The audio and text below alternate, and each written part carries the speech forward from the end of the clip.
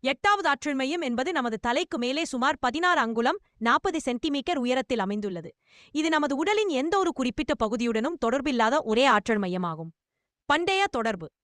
எகிப்தியர்கள் இதை கா என்று அழைத்தனர். இது பிரபஞ்சம் மற்றும் அண்டத்துடனான உங்கள் முழுமையான தொடர்பை குறிக்கிறது. செயல்படும் நிலை. இந்த மையம் செயல்படுத்தப்படும் போது நீங்கள் பெறுவதற்கு தகுதியானவராக உணர்வீர்கள்.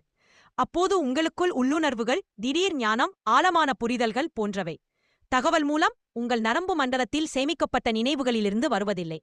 அவை பிரபஞ்சம், அண்டம் அல்லது நம்மை விட உயர்ந்த ஒரு சக்தியிடமிருந்து நேரடியாக வருகின்றன. இந்த மையத்தின் மூலம் நாம் குவாண்டம் புலத்தின் குவாண்டம் ஃபீல்டு தரவுகளையும் நினைவுகளையும் அணுகிறோம். நமது உடலில் உள்ள ஒவ்வொரு ஆற்றல் மையமும் எப்படி இயங்குகிறது என்பது பற்றி இங்கு விரிவாக விளக்கப்பட்டுள்ளது. பொதுவாக நமது ஆற்றலை இனப்பெருக்கம் செய்தல், உணவு செரிமானம், ஆபத்திலிருந்து தப்பித்தல் போன்ற வெளிப்புற செயல்களுக்கு நாம் செலவிடுகிறோம். ஆனால் இந்த ஆற்றலை நாம் மேல் நோக்கி ஒரு மையத்திலிருந்து அடுத்த மையத்திற்கு நகர்த்தும் போது என்ன நடக்கிறது? அதன் செயல்முறை பின்வருமாறு. முதல் மையம். நாம் நமது படைப்பு ஆற்றலை முதல் மையத்திலிருந்து வழிநடத்தத் தொடங்குகிறோம். இரண்டாவது மையம். நாம் பாதுகாப்பாகவும் திமனிகாகவும் உணரும்போது அந்த படைப்பு ஆற்றல் விக்சித்து அடைந்து இரண்டாவது மையத்திற்குச் செல்கிறது. மூன்றாவது மையம்.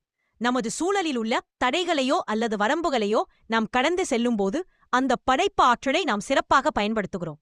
பின்னர் அது நமது விருப்பம் மற்றும் சக்தியின் இருப்பிடமான மூன்றாவது மையத்திற்கு பாய்கிறது. நான்காவது மையம். வாழ்க்கையில் ஏற்படும் துன்பங்களைத் தாண்டி நாம் வளரும்போது சுதந்திரமாகவும் திருப்தியாகவும் உணர்கிறோம். அப்போது நமக்கும் மற்றவர்களுக்கும் உண்மையான அன்பை உணர முடிகிறது. இந்த ஆற்றல் நான்காவது மையத்தை தூண்டுகிறது. ஐந்தாவது மையம். இது நிகழும்போது நாம் கற்றுக்கொண்ட உண்மையையும் முழுமையையும் வெளிப்படுத்த விரும்புகிறோம். இது ஆற்றலை ஐந்தாவது மையத்திற்கு நகர செய்கிறது.